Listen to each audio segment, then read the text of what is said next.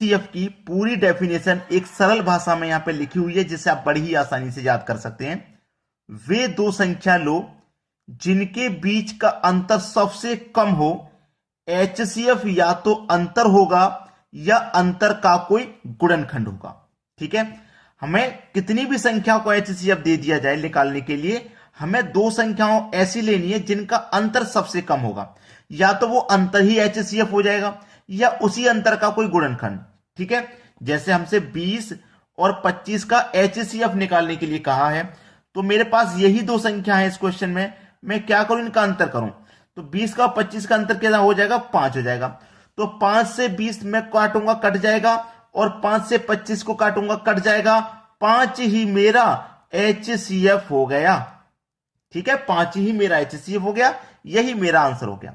ठीक है, तो या तो अंतर एचसीएफ होगा या फिर अंतर का कोई गुणनखंड होगा। बात अच्छे से समझ में आ जाएगी।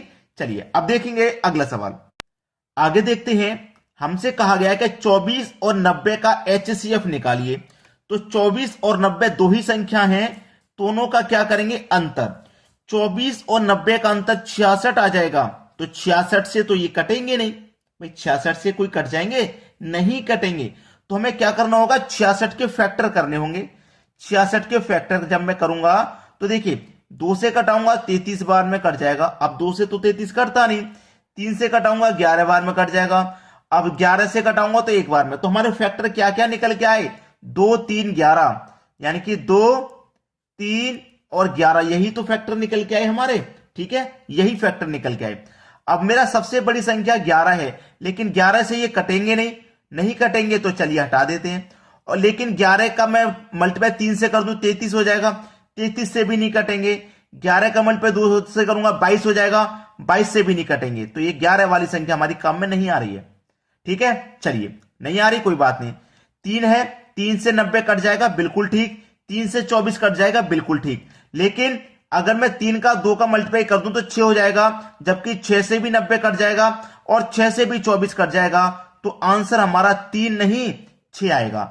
एचसीएफ हमारी बड़ी से बड़ी संख्या होती है जो दी गई संख्याओं को काट दे। ठीक है, तो 6 बड़ी से बड़ी है, यानी 3 से भी बड़ी। तो या तो मैंने आपको पहले ही बता दिया, या तो अंतर ही एचसीएफ होगा या अंतर का कोई गुणनखंड होगा। तो मैंने अंतर के गुणनखंड ये कर लिए, तो उसके अंतर के जो गुणनखंड किए वही तो एचसीएफ बनने। 2 और 3 6, भाई 2 से भी कट जाता 24, 3 से भी कट जाता, लेकिन दोनों का मल्टीप्लाई किया 6 से भी कट रहा है। तो हमें बड़ी संख्या लेनी होती है। देखिए नीचे एक और एग्जांपल है, 72 और 90, दोनों का अगर मैं अंतर करूंगा 72 90 का अंतर तो 18 हो जाएगा। ठीक है, 18 हो गया। 18 चौक 72 कट गया, बिल्कुल ठीक। 18 पंजे 90 कट गया, बिल्कुल ठीक। तो मेरा 18 ही एचसीएफ हो गया।